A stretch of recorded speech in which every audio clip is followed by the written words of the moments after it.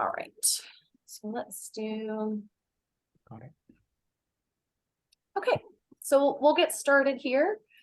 So welcome everyone to this pre-departure orientation. We'll just start with some introductions. So this is the Spain-Morocco Confluences summer program, and we're so excited to have you guys all joining us in many destinations this summer. It'll be really fantastic. So I'll let our faculty introduce. So I'm Felicia McCarran, and I've been teaching at Tulane for a long time, and I've never been as excited about a project as this one. So this is really a big deal. I also want to say how thrilled I am to be working with Emma and Borja, both of whom are going to be coming along on this study abroad program.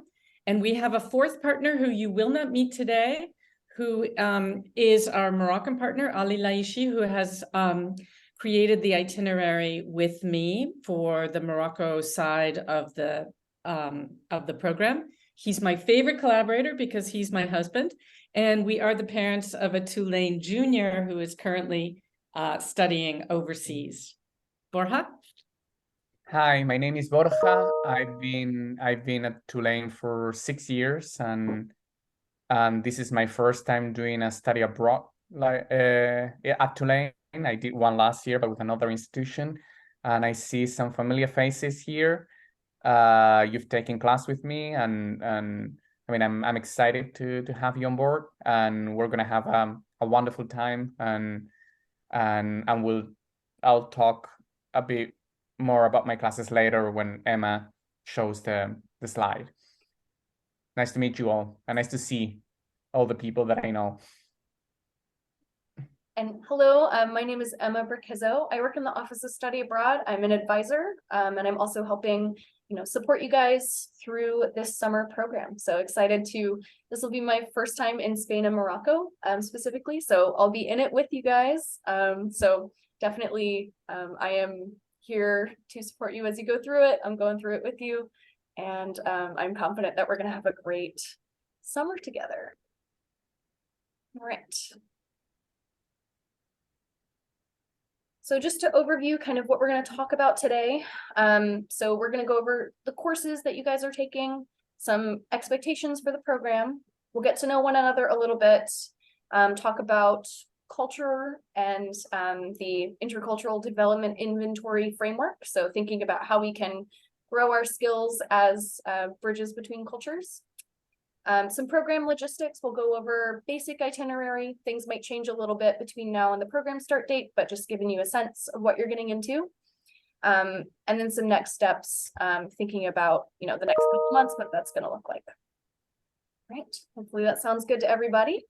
I will turn it over to Felicia to talk about her course. Thanks, Emma. So I'm going to show you where we're going to be going in Morocco. Now, I know that many of you may have been to Spain, or something about the Spain side of things, but I'm guessing, has anybody been to Morocco actually on this course? Has anybody been yet? I just to Morocco. So I'm going to show you where we're going to go. I'm just going to take you through a couple of slides and talk about what you're going to see and what you're going to do. Again, this itinerary was created by me with my husband, who's a travel professional who's been working in sustainable tourism and community economic development in Morocco for more than 20 years. It's such a beautiful program that we've designed, and I've keyed lectures to the sites that we're going to be going to. We're going to be in Morocco for 2 weeks. We're arriving by ferry from Spain, so it's about 10 miles across, and we're going to be exploring the architecture, the arts, the music, the folklore, the food, the films. We're going to travel from the very north through the center of the heart of the country to the south, right, which is the desert, the Sahara. We're going to take you into the Sahara overnight, and you're going to see these big cities, Tangier, Marrakesh, Ouarzazate, Fez, Meknès, Essaouira, as well as the desert. You're going to hear some really great lectures. Now, there is an option, and some of you have already signed on, to take my MENA class, a course that was created for this study tour, right?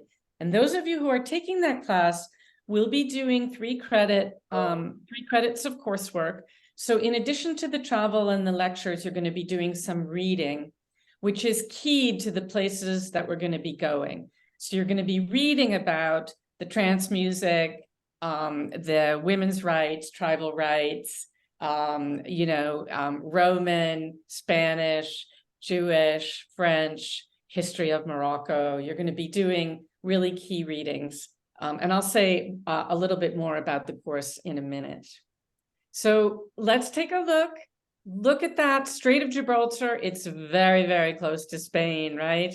And then as you come away from the north and into the center of the country, you're going to see a lot more of what the king says makes Morocco authentic, right? People wearing traditional garb, people speaking diverse languages. There's incredible ethnic diversity. There's incredible biodiversity. It's really a magical country. We're going to take you all the way down here to Ouarzazate and then over into the desert. So in the north of Morocco, you see a lot of imperial architecture. It is a monarchy. The current king's grandfather ascended the throne in 1956 when the French left, okay? There's a folklore that the king's face, he was at that time in exile, that his face appeared in the moon. And the people of Morocco, there's a kind of folkloric belief that they saw him, in the moon. And when the French left, he came and ascended the throne. It's now his grandson who's on the throne. And if you look at the small villages, we'll take you to one in the north of Morocco. You might think that you're in Spain, Borja. Does it look like Spain to you? Southern Spain, not northern Spain. Yeah, Southern Spain. I'm from the north, Exactly. so it's completely different. Exactly. Southern Spain, northern Morocco. We're going to take you through the Atlas Mountains, and you're going to see what in Amazigh language, Berber language, is called the Qasar, right? It's a fortress. By the time this architectural stronghold architecture gets to Spain, it becomes the Alcazar, right? Which you'll see in Sevilla, the Alcazar, right? From the Qasar. This was a spot in Morocco where people actually came from to go to ride north and take over Spain, right? 1,000 years ago. This was one of their capitals, Marrakesh. It's the largest square in Africa. We're going to go there, Jem El Fna.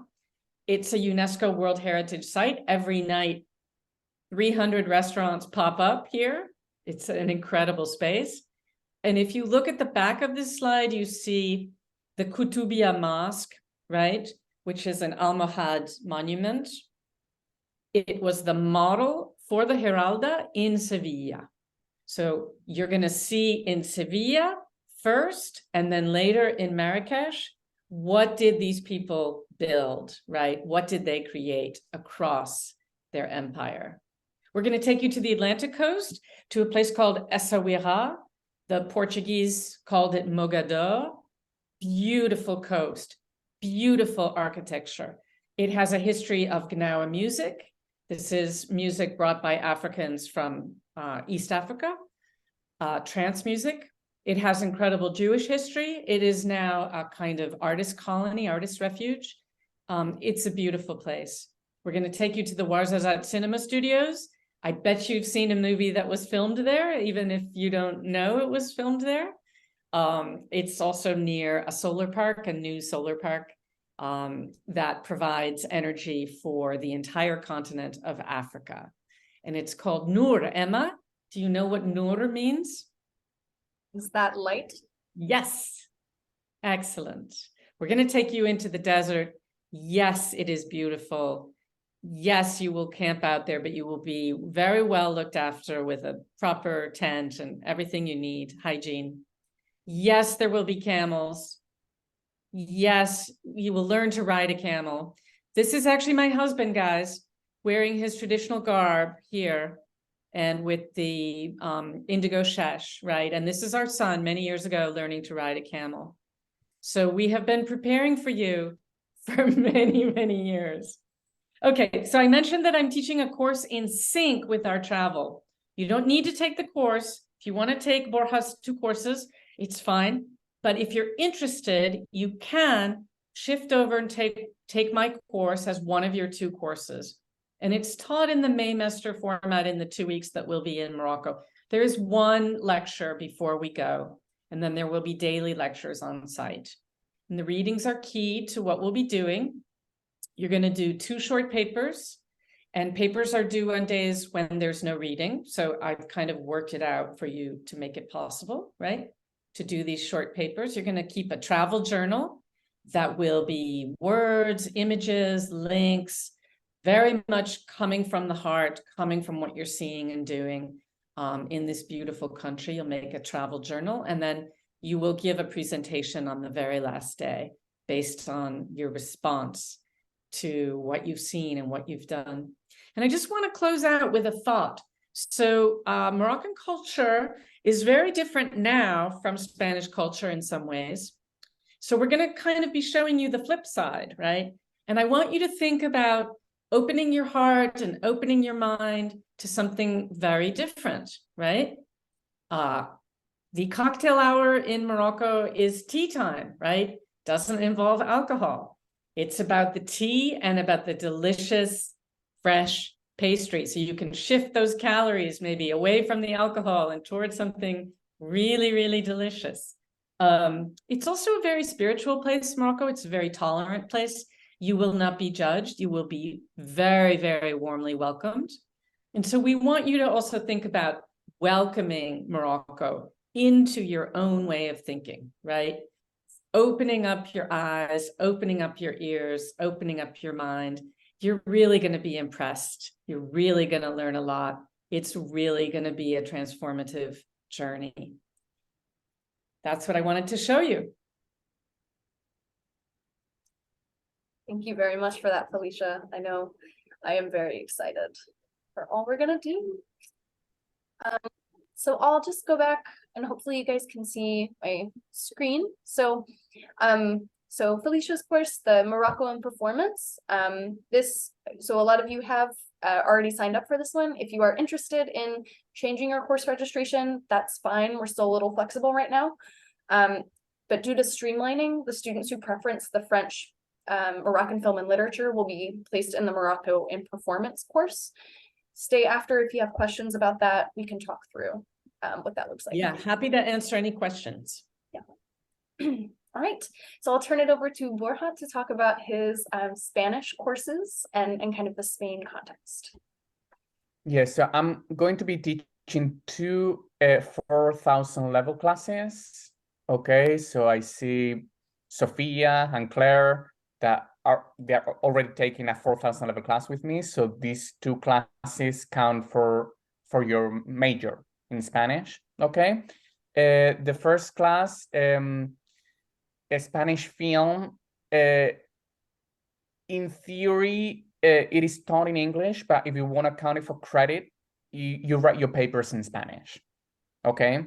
But if everyone in the class speaks Spanish, I will teach in Spanish. Okay, because I think it's better.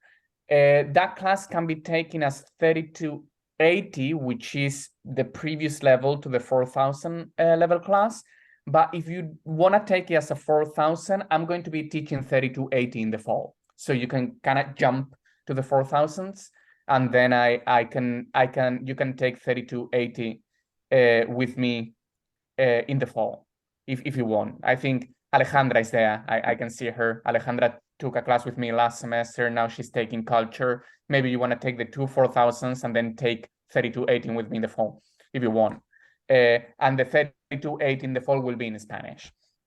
So and then I designed the class to have some Spanish and Moroccan confluences, right? You know, with films set in the South, you know, drug dealing, and then seeing how the Spanish and the culture in Andalusia the Moroccan and the culture in Andalusia is merged. And then the other class it's called the Spanish literature, and it's called Andalucía y Literatura. Okay, so all the readings that we're going to see are set in Andalusia. Okay, and then my classes are designed to have all the content in the first 2 weeks in Seville. So, and I'm going to create the Canvas page with all the films, with all the readings way before time. And then I'm going to encourage you to watch the movies before going there. And then you enjoy Sevilla, you enjoy being there. You know, there's cocktail hour in Sevilla after the sun sets, okay? Because Sevilla is very hot, in between 4 and like 2 and 7, it's very hot. And then in the second session, you know, you're going to write the papers. You're going to write in between 4 and 5 response papers. I mean, I have planned 5, but if we're very tired, you know, by the end of the 2 weeks traveling, I will just have like 4 response papers. I will write everything. And, you know, all of you who've taken class with me know that I give a lot of feedback, and then that my goal is that you learn, you know. And then in Morocco, if you think about something, you know, oh, this could be great for the paper, you know, we're going to have supervised writing tutorials, okay, so that I can help you write your papers. Okay, clear? Yes, good. Emma? Thank you for that, Borja. So just going a little further into academic expectations, just keep in mind, you're going to be in 2 courses over the course of a month. This is summer school. Courses are fast paced, so think of it like a Maymester. We are going to be doing lots of really cool excursions, you know, visits to places out in the world. But consider this part of class time. So this means you don't have to be in class as much as a Maymester student would, so you're not in class all day. But attendance is mandatory for classes as well as these excursions that we're going on. But I promise it'll be fun. So even though attendance is mandatory, hopefully you won't feel it. And that's why I encourage you to do all the readings before going to Sevilla, right? Because you can enjoy Sevilla, you know. Yeah. I also recommend get each other's contact information. You might want to set up a movie night. That could be a fun way to get to know one another, as well as to kind of get a head start on these films and things that you're going to be watching. So something to think about. We can set that up afterward also if you'd like. Other things to remember, academics, pass-fail is not an option on these courses. You are getting a letter grade for the work that you do, so just keep that in mind, you know, as you're working. And if this is your first time doing summer school, you might consider setting up a meeting with a success coach to discuss studying strategies, because it is quite fast-paced. Obviously, you know, our faculty members are very willing to support you guys, and if you're having any problems, please come to us. The more we know, the more we can help you earlier on. And we will have these supervised writing times and lots of feedback from faculty if you are struggling with things. Little beyond just the academics, so thinking about the program as a whole. So just keep in mind, we are studying abroad. It's different from vacation. If anyone wants to put in the chat, you know, what you might think of as some differences between, you know, a study kind of program with these academic components and what a vacation might look like. In general, though, we have lots of really fun activities planned throughout the whole month. The field trips are part of it, and you're expected to attend. So just consider the program is your calendar from July 1st to 31st. You guys will have free time, but as far as, you know, extra travel, just keep in mind during our program dates, you know, you're part of this program. So keep any, you know, extra travel you want to do for before or after. The other thing, unexpected things will happen abroad. You know, you'll be surprised by what you see, who you meet, what you experience. That's the point of this, you know, and lean into the unexpected, the novel. That's really where you're going to get the most growth out of this. Just some general advice. Air conditioning is a bit less common outside the United States. So just, dress accordingly. Make sure you're bringing cool clothing. We'll be in the summer in southern Spain and Morocco. So just keep that in mind. And I'm here to support you guys. Just keep in mind concerns versus complaints. So I want to know if something's wrong and how I can help. But if I don't know anything is wrong, I can't really help you guys. So just remember, if you're going through something, you need help brainstorming, how you're managing your class load, whatever it is. I am here to support you. That is my job. So just know, come to me if something's going on, roommate issues, anything, whatever it may be. Here to support you guys. So just setting those expectations early. Communication is key. Right. So I'll move on to group introductions.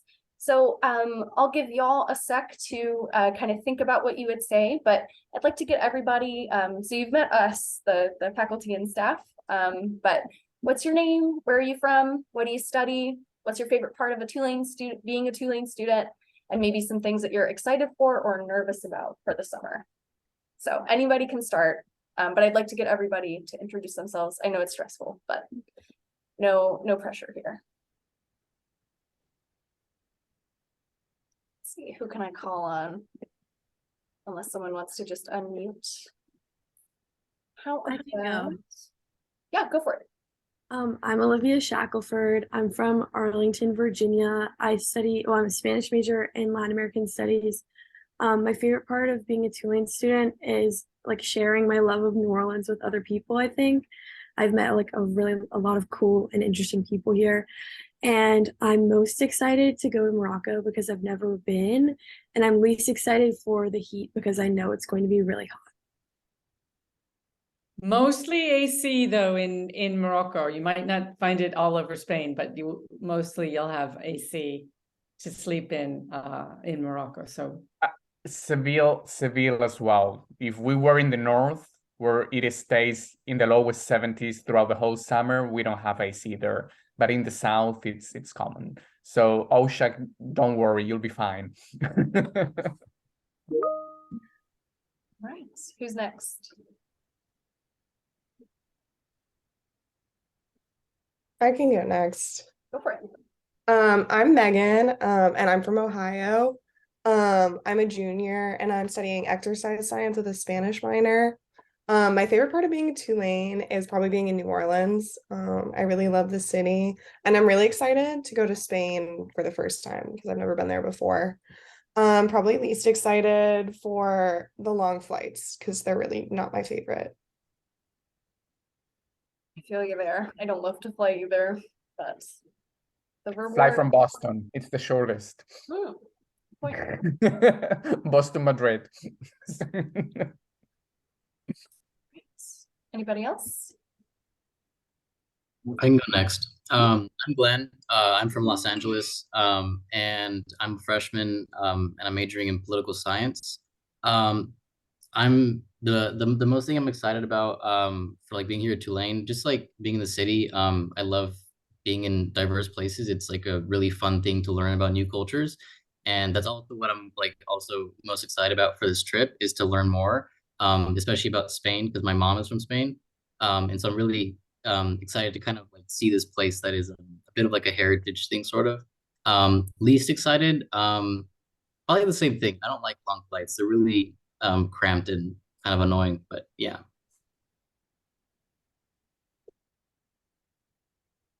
Thank you. Who's next?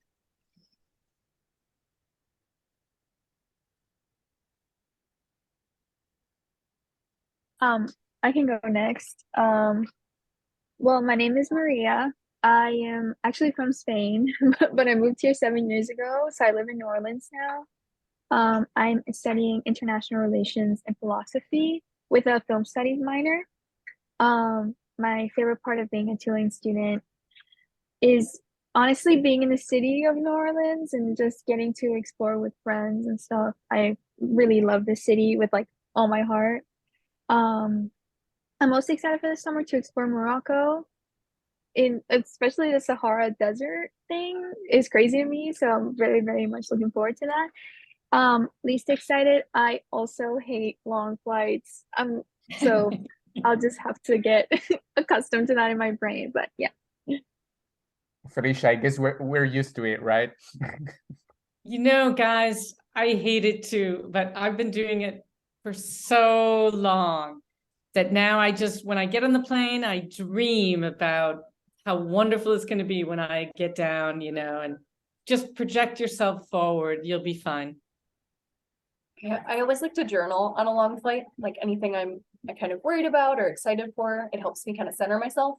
And then I usually tire myself out doing that. So then I conk out. And I'm not conscious for as much of it, but you'll find your own strategies. That is mine. Who's next? Hi, I'm Sophia. I'm from Pennsylvania, close to the Philly area. I study public health, homeland security, and Spanish here. And my favorite part of being a Tulane student is honestly being in New Orleans, but also like the opportunities that Tulane has, like especially for public health and also like language and just so much, which I really love. And I'm most excited to travel to like Spain and Morocco for the first time. I haven't really traveled like to Europe. And so that's really exciting. And least excited, I honestly, I guess it's probably like finding something for like the month gap that I have before going. But yeah. If anybody in the group has other summer plans, maybe link up. Let's see. Nice. Who's next? For a couple more of you, I think. I can go. My name is Haley. I'm from South Carolina. I'm studying psychology and I'm a Spanish minor. I pretty much like everybody else. I just love New Orleans. It's so unique, food, music, all that. And I think I'm most excited probably for the food, I'd say. I don't really know what I'm least excited for. Like, this whole trip just sounds like so cool to me. So I'm just excited like for everything. I don't know. Yeah, keep it positive. You're right about the food. It'll be great. Great. Okay, I Three can more? go. Yeah. Okay. My name's Alejandra. I'm from Los Angeles. I'm studying psych. I'm a psych and Spanish major on the pre-med, and I think my favorite part about Tulane is probably the greenery. Like it's just very green, and I love it. I'm mostly excited, obviously, for the trip, but like just to start like planning outfits and things like that. Like I feel like that's gonna be really fun. And least excited, probably like the flight. Like I know it's gonna be super long, but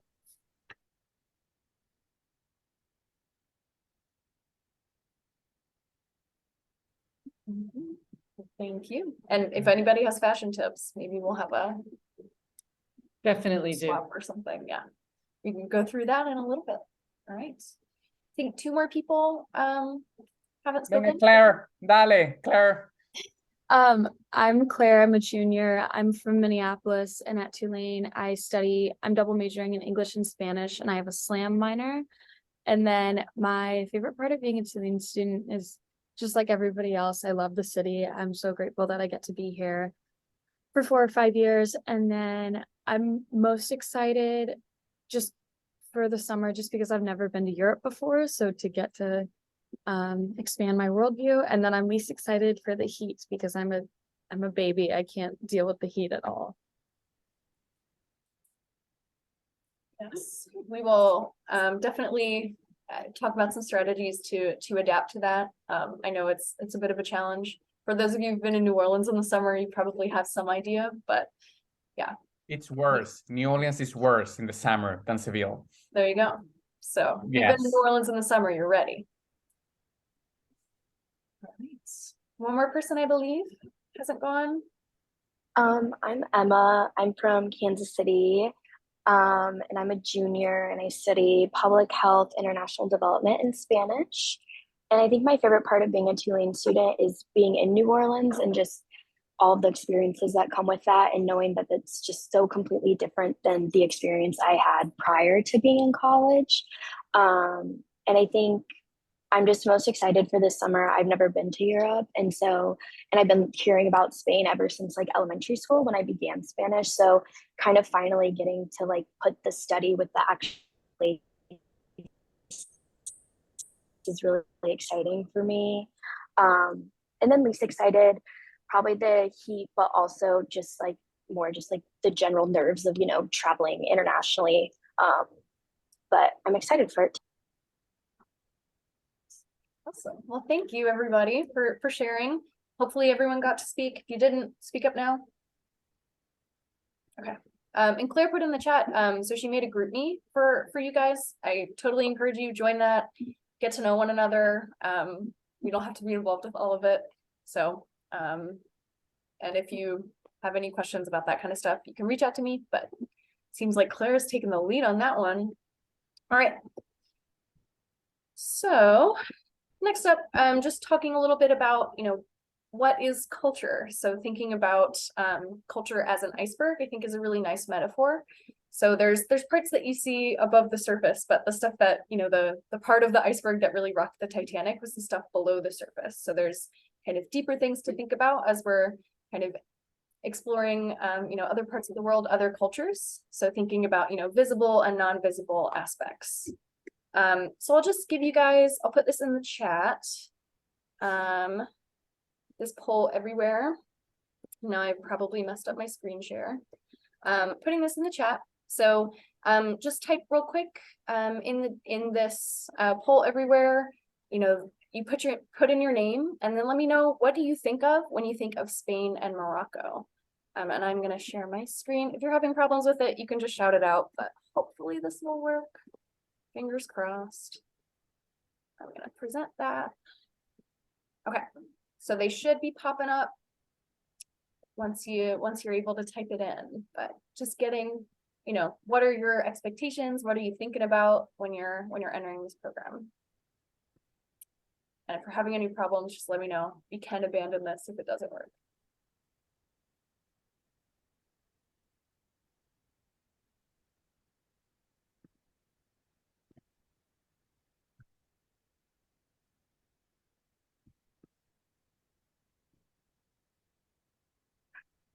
I'll give you guys a sec to think about it, what you would say. Well, we got some input. So yeah, colors, absolutely. Architecture, a big one. We'll be exploring lots of architecture styles.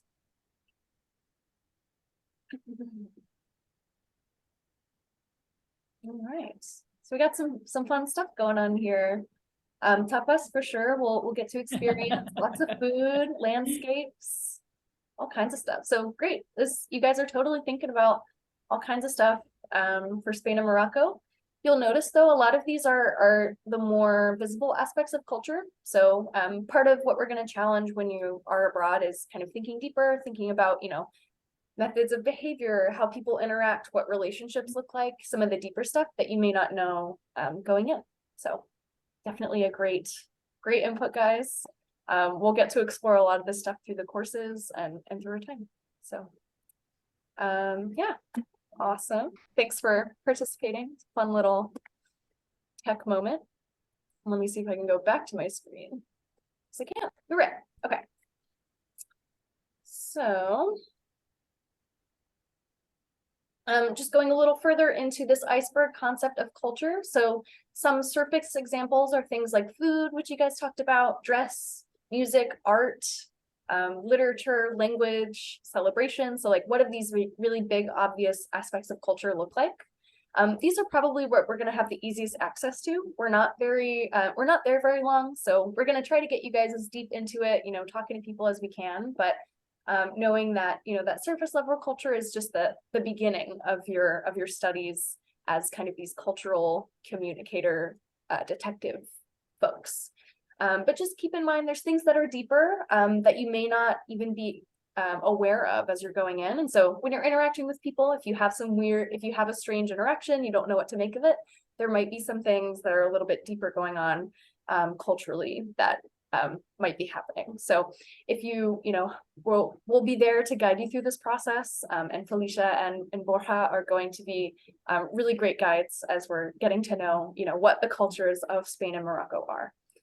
Do you guys have any, Felicia, Borja, do you want to share any examples of maybe some surface level or deeper cultural things that students Sure. might experience? Yes, absolutely. So in Morocco, you're going to see things you've never seen. And you are going to say to Ali, my husband, or to myself, what was that? And we are going to be there every step of the way, right? So it's going to be, in addition to beautiful, delicious, wonderful, etc., it's also going to be a challenge, right? It's going to show you stuff and make you think about stuff in ways that you haven't before.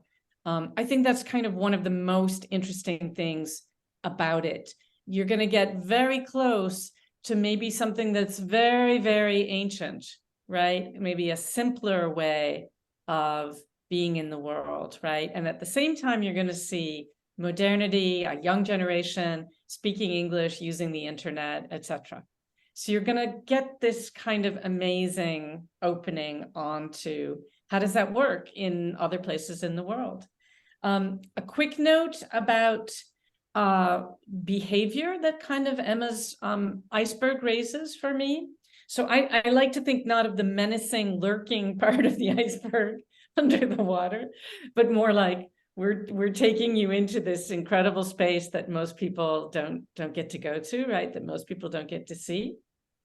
As a matter of fact, at Tulane, the curriculum committee who reviewed my course and passed it said, Felicia, we want to go with you. We want to go there with you, right? Everybody wants to go. One of the things that I love most about Moroccans is that they have a way sometimes of speaking very low. I think as Americans, we often are taught to speak very loud if you want to be heard. Moroccans, if they want to be heard, they're going to speak very low, and I find it very, very powerful. Now, I've already told you I married a Moroccan, so you know where I'm coming from, but just something to think about. We tend to stand out there in public space and we own it and we gesture and and in Morocco, you're not really going to see that so much. So you're going to be thinking about, look at them, see how they do it. It's really interesting. Second thing is whatever you wear, ever you like to wear for the heat, you're going to want something to cover yourself.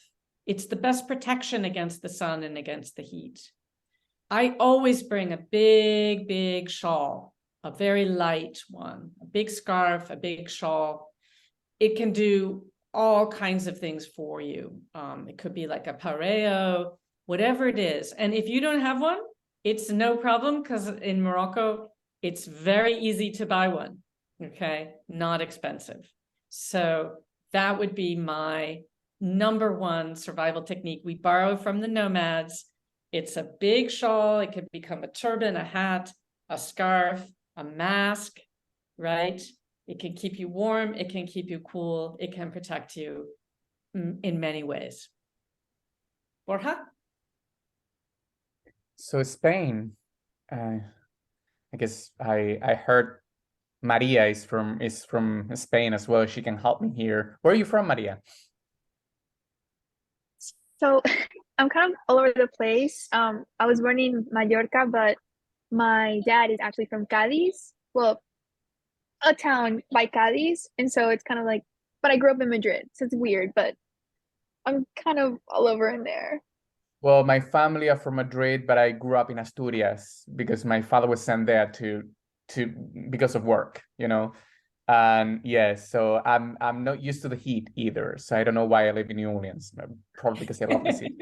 So yeah, so I don't know, people in the South, Maria can tell you, they're very open, they joke a lot. So maybe you go out for beers, after 7, and people are going to be talking to you, and And if they see that you're Americans, they're going to be like, oh yeah, the tourists, and they're very friendly. People in the South are very friendly. You know, it's different from people in the North. We're a bit more cold, you know, and I guess yeah, we also tend to be Spaniards. We also and you'll know that because of me if you're taking class with me, we're very forward in Spain, more than Americans. I mean, we don't reach the level of the English, but we're quite forward. And you but you know, in the South, since they joke a lot and blah blah blah, you might not feel that as much as in Madrid or in Asturias, where I'm from. And since we're going to be in Seville, where it's very hot, it's dry heat though, so it's more manageable than New Orleans heat. But you know, from 2:30 to you're gonna go home with your families, you're gonna have lunch with them and talk with them. Take a nap in Seville at 4, you know?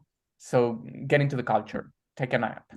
And then you'll go out when the sun sets and then it's actually not that bad, you know. It's you feel the heat. You know, I think the heat in Madrid is even worse because of the concrete, and you know, the concrete like all the heat and yeah. When I go visit my grandmother in Madrid, who lives in Madrid, and she's 95, I say every single summer, I say she's going to die from heat illness, and she's still there.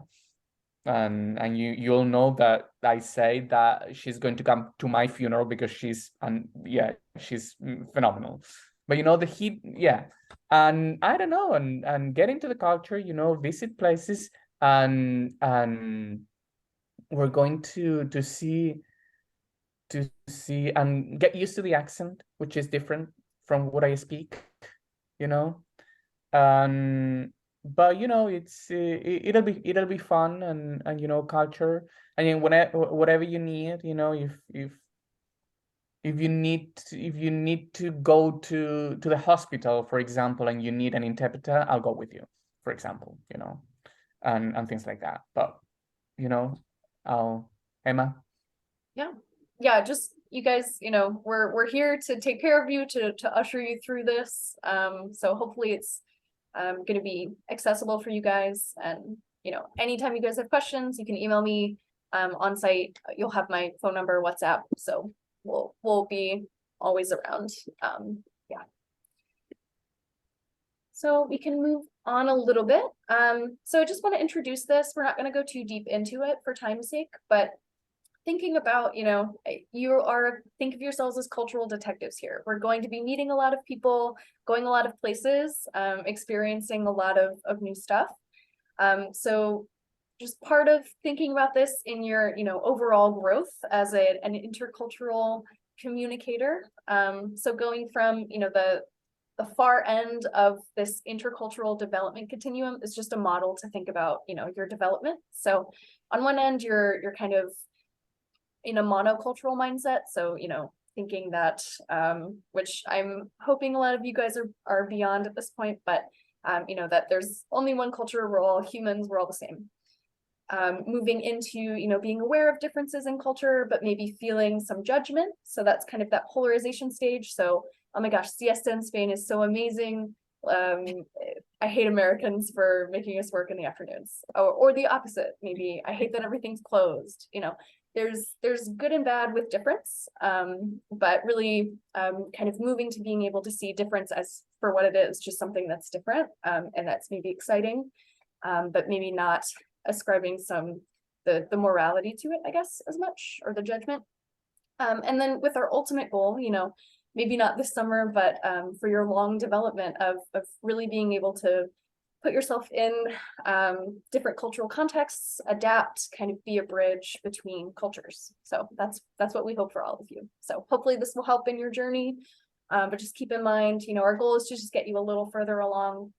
You don't have to be perfect. Mistakes happen, and you know, we're all coming from a place of learning and respect for each other. So it'll be fun. but just putting this on your minds. So I'm going to go a little bit into just basic travel logistics. So for the program, plan to arrive either in Sevilla Airport, if you're flying into Sevilla on Saturday, July 1st, which is the program start date. Aim to arrive between 9 a.m. to noon if you're able to, but if you have to come later, that's fine. We can accommodate later transfers. Just make sure as you're booking flights, and we'll talk a little bit about booking flights in just a second, making sure to upload your itineraries to your Tulane portal. If you're having any trouble with that, you can also just email me, but we just want to know, when you're arriving so we can expect you, if we need to take you from the airport, or if you need to arrange your own transportation. So just keep us in the loop as you're making your plans, and getting the best flight you can, but aiming to arrive sometime in the morning on that first day. And also planning to depart July 31st, the program end date. Felicia, do you have any advice on the timing for that? No, but 31st is the departure day. If you're not taking my class, you're free to go on the 30th. But 31st is your departure day. Yes. And let me say something. If you're in Spain before the program, you're traveling in Spain, Madrid, Seville, the train is very fast. Okay, it's only a couple of hours. So if you do plan to take the train, just keep us posted about how you plan to get to Sevilla, and we can figure out, how to get you to your homestays. I'm seeing something in the chat. And cheaper, yes. Yeah, so it might be cheaper to fly into Madrid. It's a major airport, and then taking the train in, just make sure, you have a plan for how you're going to do that. But yeah, I encourage you shop around for flights. Sevilla is a really small airport, so it might be better to take the train. The cheapest is the bus. The bus? Yeah, but it takes like 7 hours. Yeah, and whereas the train is a fast train, El Ave. Yeah, and you'll get to experience the wonders of good rail transport, which I think in the US is a little bit of a far-fetched idea. So the other thing, as you're booking flights, you need to purchase them through Concur. So this is a Tulane service. The reason for this, it's kind of like built-in travel insurance. So if anything happens, you miss a leg of your journey, anything like that, if you book through Tulane, we can help you deal with it. So just keep that in mind, booking through Concur. If you don't book through us, we can't really help you very much. So that's the Tulane policy. And we have information about that on our booking page. And I'll send out these slides as well, so you have the links. Keep in mind, you must have a valid passport for at least 6 months after you return to the US. So before you get on a plane, they're going to ask you about this, or they're going to check in on your passport. So just if you haven't yet updated your passport, here's a reminder. You might want to get it expedited so that it's here before you would need to make any of your summer plans. Just make sure that you're getting those updated and that you do have a passport if you need it to go anywhere else. So. Something else, so you might also want to start thinking about what you're going to do for cell service. So one option, you can contact your service provider to unlock your cell phone and get a local SIM card. You might be able to get an international plan. You might be able to just get, a Nokia kind of cheap phone while you're abroad as well. So be thinking about that. The big thing though, we just have to have a way to contact you. So whatever that is for you, cost-wise. For me, T-Mobile has a lot of international coverage. If you happen to be on that, you're probably fine. But you can also use T-Mobile has roaming, so it's I have T-Mobile and I don't have to get any phone when I go to Spain. Yeah. So if you are thinking about switching carriers, it's a pretty nice deal for international travel. But just think about, what is your coverage abroad? Start researching that now, just so you have an idea. But we can also help you on site as you're navigating this. We just want to have some way to contact you when you're not with the group. So that isn't just like WhatsApp. So have some kind of cell. Things to think about as well as money. I'm hoping Borja and Felicia, you can help provide some guidance for students. So some places will take, or cashless will take card, but you're going to need cash for others. So having a plan for, getting money out of an ATM, local currency if you need to. I don't think you can bring Moroccan currency into Morocco. So that's right. And really anything that you're going to want to buy, you're going to want to have cash for it. But there are lots of ATMs and we will definitely take you to them. That will not be a problem at all. In Spain, it's like the US right now. You can buy a cup of coffee with your card. So I mean, if you wanna have cash, yes, it's nice to have cash, but this last summer I went out with my brother and he paid like 20 cents with his card, and I said, really, Juan, it's 20 cents. And keep in mind your expenses beyond the program should be fairly minimal. So your transportation, your 3 meals a day, your housing, everything is paid for by the program fees. So as far as your budgeting, and we'll talk a little bit about this, but think about any personal shopping you want to do, dining beyond group meals and experiences. But in general, you shouldn't need a whole lot of money. So just think about what your budget would be for your kind of fun budget. You may not want to spend any money, and that's totally fine. We'll have a great time. So yeah, just. And I've put it on the agenda that we're going to teach you how to bargain in Morocco. So you're going to learn the fine art of bringing the price down. Exactly. Perfect. So just general information here. Just going back to the travel policy real quick. So the part we really care about is how you're getting to the program, because that's the part that we kind of are involved with negotiating logistics of. So if you want to do travel before or after the program, that's fine. It is not our business. You can do what you want with your summer, but just make sure you're communicating with us how you're getting to and from. Great. And then just talking about, thinking about budget, just to give you a sense. So currency in Spain is the euro. So US dollar to euros is pretty similar. Euro's worth a little bit more. And then the Moroccan dirham. Am I saying that right, Felicia? Yes. Okay, perfect. So it's about 10 per $1 US. So just in your brain, things might change a little bit when we go on site, but just as you're thinking about, what your money will get you. Keeping in mind that your basic needs are all met by the program, and any extra activities you want to do wouldn't be included. So just start thinking about what your budget would look like. There's a website, Expatistan, that helps you anticipate cost of living differences. So you can plug in New Orleans, and I'll put that in the chat if I can figure out how to do it. Expatistan. Just to say that in Morocco, you'll see very low prices, right? Compared to Spain, right? So if you really want to buy something, you can think about the fact that it will probably cost you a lot less to buy it in Morocco, depending on what it is. I can give you advice, of course, and Ali, my husband, is the expert. Just something to think about. All right, so quick overview on housing. So in Sevilla, we will be in homestays, so staying with local families. You get your own room, you'll have Wi-Fi, you'll have all your meals provided for you.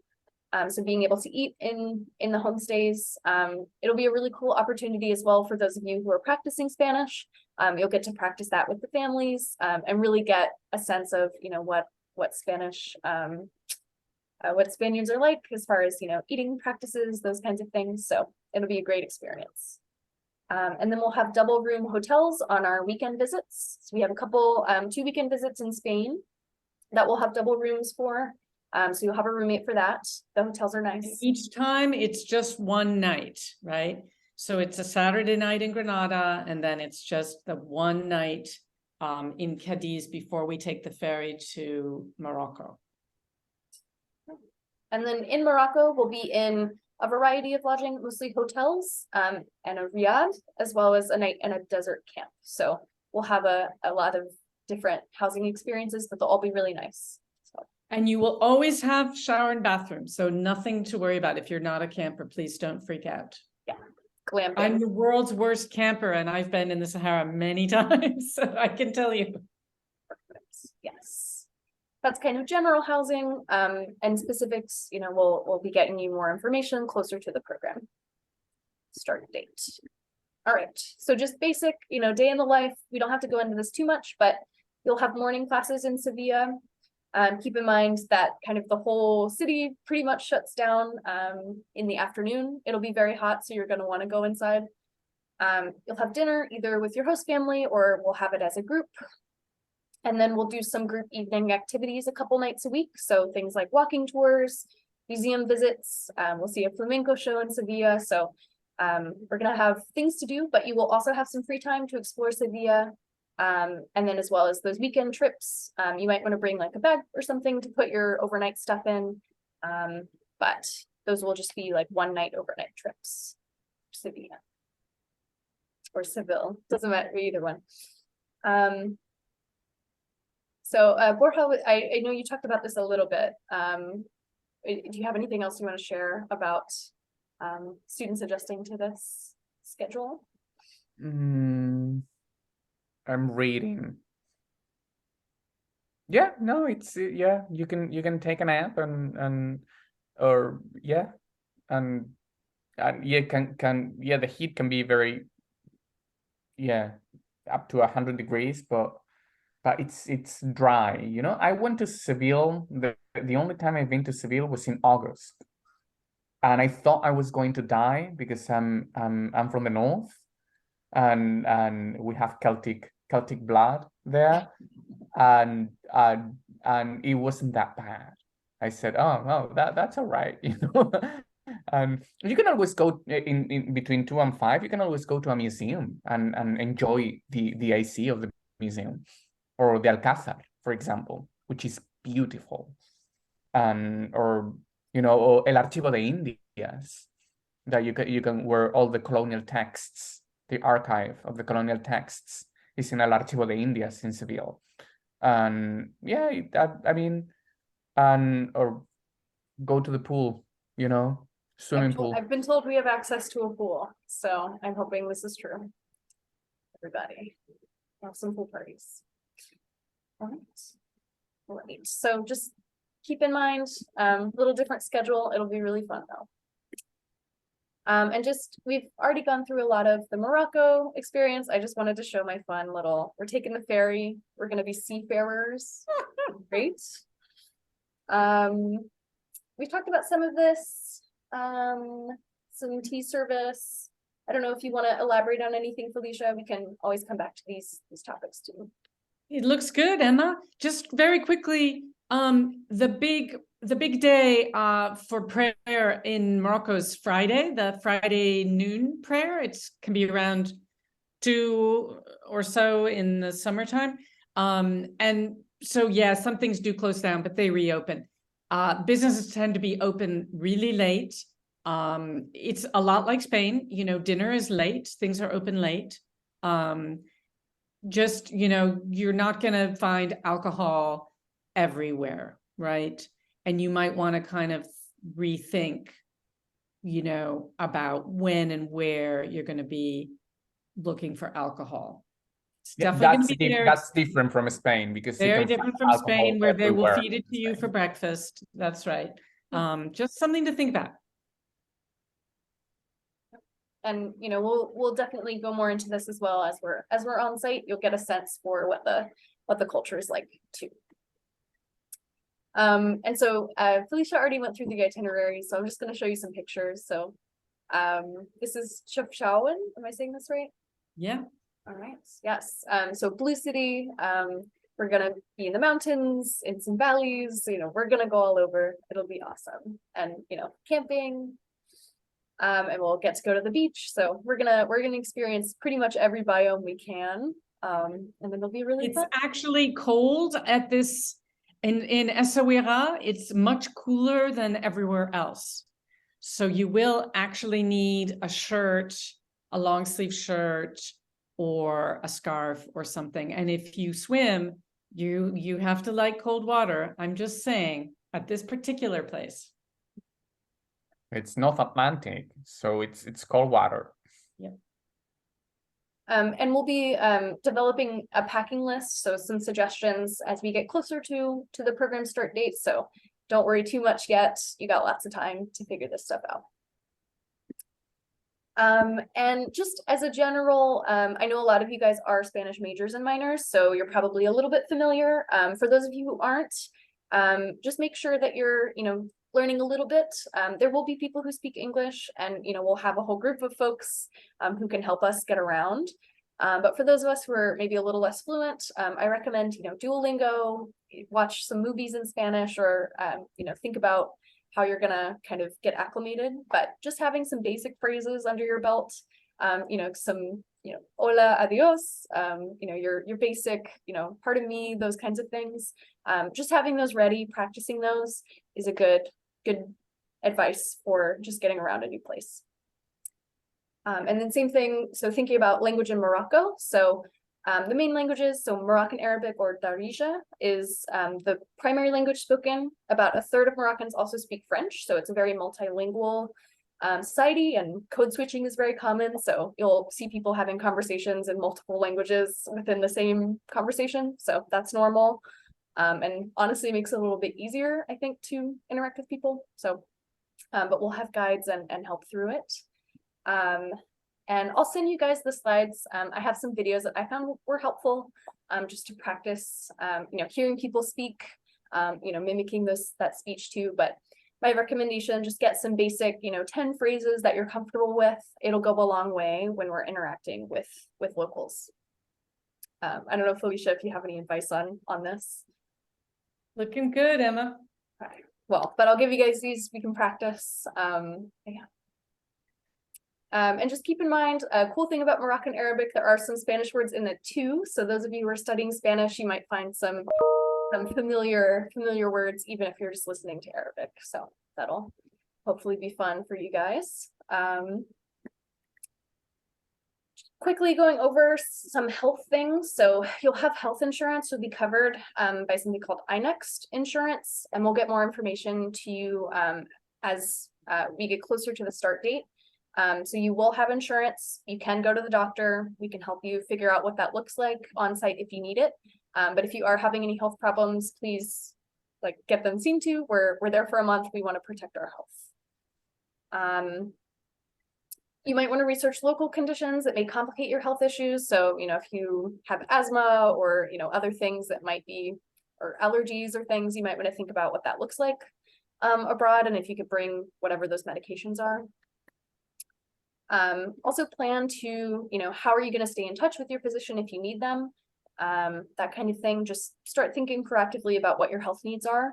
And if you need help figuring that out, reach out to me. You can email me as a starting point, and we'll figure out what your plan needs to look like.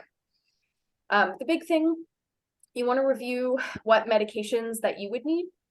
So if you're on any, things like antidepressants or, ADHD medication, antibiotics, whatever it is, just make sure that you have a sufficient supply for the whole length of the program, and that you have the original packaging. And if you have questions about your specific medication, the CDC or travel.state.gov has some basic info, and we can help you figure out beyond that if you have something specific. The other thing too, thinking about if any of you have Goldman Center accommodations, please get me your accommodations letters as soon as you can.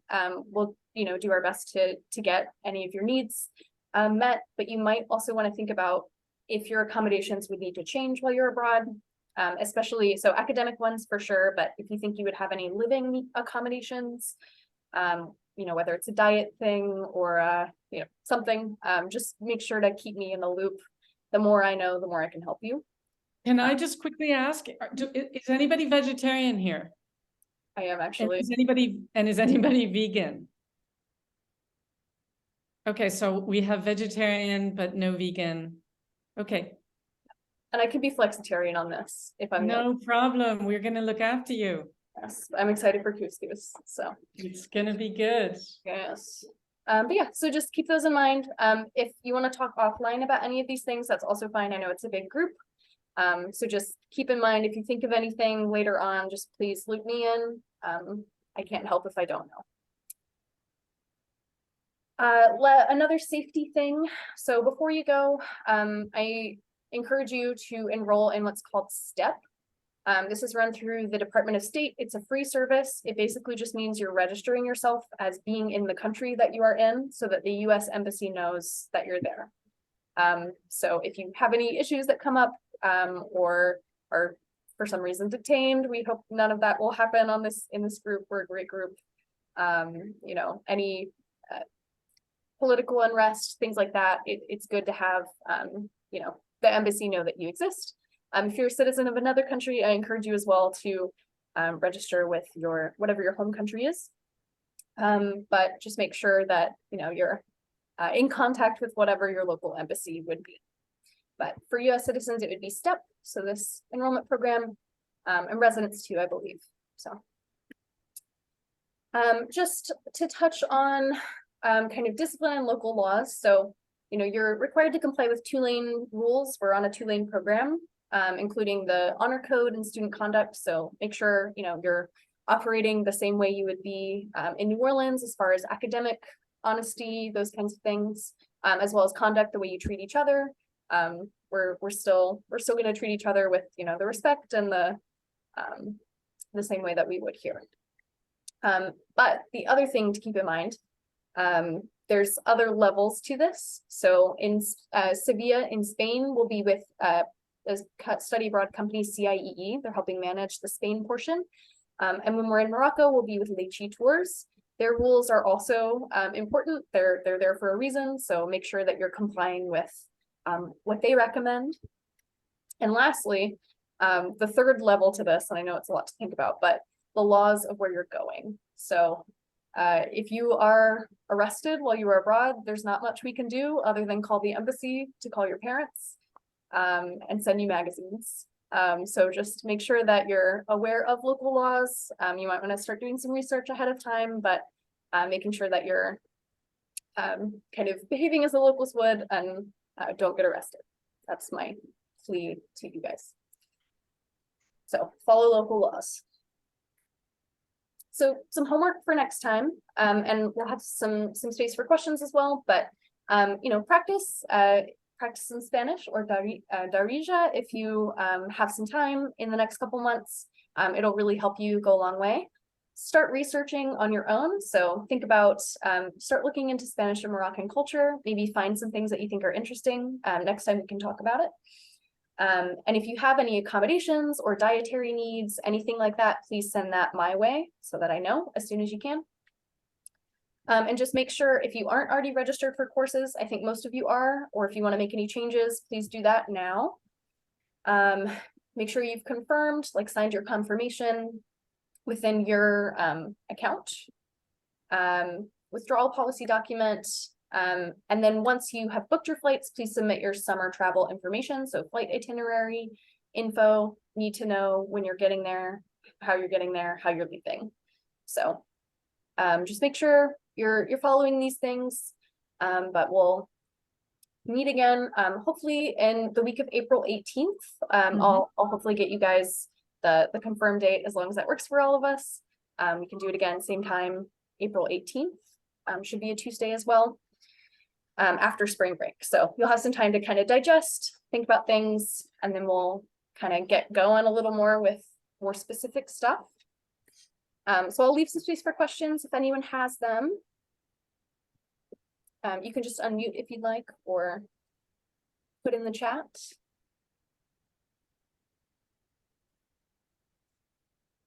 And if not, we are just about at time. So I don't want to hold you guys too long. Felicia, Borja, if you want to. I do have one question, sorry. Sure. When we're in Spain and like staying with our host family, are there like, I mean, obviously common courtesy, but like, are there rules like a curfew or like want to like hang out with other people who are on the trip? Like, how does all that work? Yeah, I mean, so you guys are adults, so there shouldn't be anything like a curfew. Obviously you do want to be respectful, so if you're coming in late or something, you would just make sure to be communicating that and being respectful as far as noise goes. But as far as I know, there aren't any specific rules on the homestay other than just, being respectful. They also will probably want to have some meals with you, and I encourage you to take advantage of that. So it's a really good opportunity to practice Spanish, get to know locals. So I know you guys do want to hang out. You guys are going to be hanging out in class and on your field trips and stuff. So I encourage you, take some time to get to know your host family. You will enjoy getting to know them. So, but there will be opportunity for you guys to go off on your own, free time, all of that. So, yeah. Let's see. If you want to make a change to your course, just email me what you'd like it to be, and I can update your courses. Felicia, are you still teaching the 2 classes or just one? No, just the one class. Okay, yeah. And there may be, so each host family, you will definitely have your own room. There might be a couple students per host family, if that is required. If there are enough, they will probably be 1, but there might be 2. You'll have your own room either way. Specifics on the host family, we probably won't get until very close to the start date. But also keep in mind, if anything is going on, these host families have been doing this for years. So they've worked with students, they know that you want to explore and do things, and they're very accommodating of students. They like working with students, so it's definitely, they're coming in wanting to love you, wanting to take care of you. So I try not to worry too much about what that's going to look like. But yeah, as far as details, probably won't have a whole lot until very close to when we arrive. But it'll be really fun. And if anything's, going on, if you have any issues with your host family, please come to me. We can, if it's not working out, we can figure it out. There have been cases in the past where students have had to move families. I'm hoping that won't be an issue. I've heard glowing reviews specifically about the Sevilla homestays from other students who've been on other programs of CIEE before. So I'm very hopeful that it'll be a lovely experience. I've only heard good things.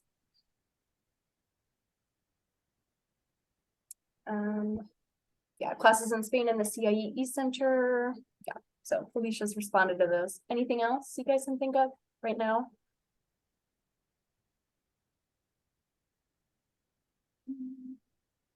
All right.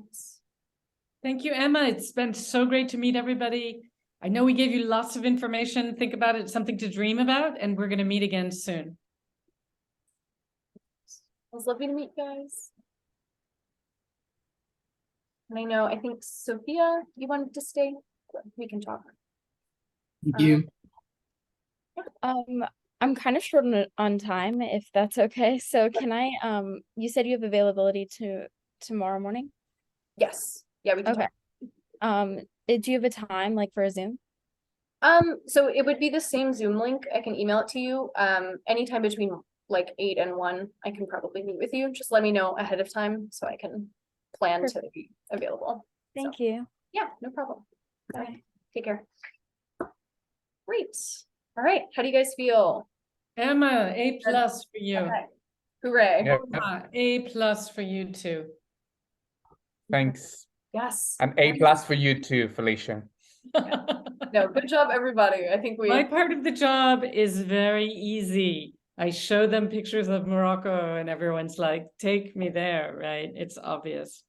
I was talking to Chris Dunn recently about the program, and he said, oh, you're going to a conference in Puerto Rico, you're going to Morocco and Seville. I want to be like you, Borja. Yeah. Yeah. Yeah, that's right. So Emma, just clear this with me 1 second. It's on the 18th?